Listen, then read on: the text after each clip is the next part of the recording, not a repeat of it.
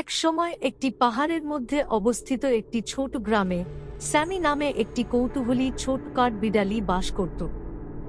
স্যামি তার সীমাহীন শক্তি এবং তার চারপাশের বিশ্ব সম্পর্কে তার অতৃপ্ত কৌতূহলের জন্য পরিচিত ছিল। এক রৌদ্রোজ্জ্বল দিনে যখন সে বনের মধ্য দিয়ে ঘুরে বেড়াচ্ছিল, তখন সে একটি রহস্যময় গাছের সাথে দেখা করল, যার শাখাগুলি তার দেখা সবচেয়ে লোভনীয় ত্বক ফল দিয়ে ভরা।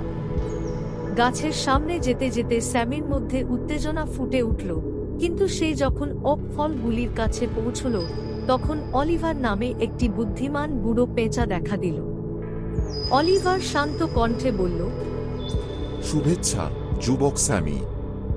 তুমি এই ওক ফলগুলি সংগ্রহ করার আগে আমি তোমার সাথে একটি মূল্যবান কথা শেয়ার করি।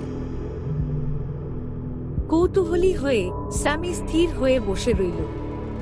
অলিভার সেই সময়ের একটি গল্প বর্ণনা করল, যখন বন একটি মারাত্মক খরার মুখোমুখি হয়েছিল।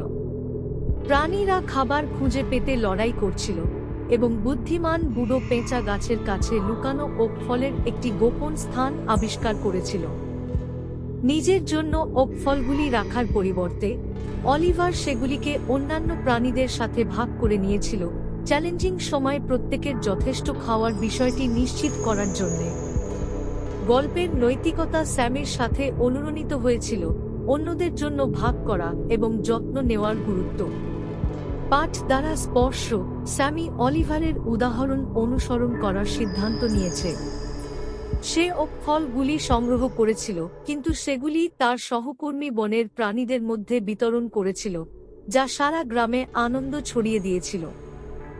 ঋতু পরিবর্তন হওয়ার সাথে সাথে স্যামির নিঃস্বার্থ ক্রিয়াকলাপ একটি ঘনিষ্ঠ সম্প্রদায় তৈরি করেছে, যেখানে প্রত্যেকে একে অপরের সন্ধান করে।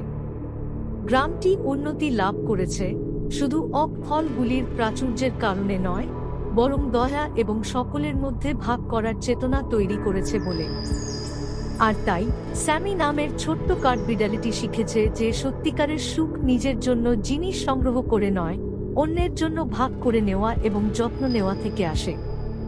বনের মধ্যে সমস্ত প্রাণীদের হাসিতে প্রতিধ্বনিত হয়েছিল এবং স্যামির হৃদয় বন্ধুত্ব এবং শুভেচ্ছায় পূর্ণ হয়েছিল।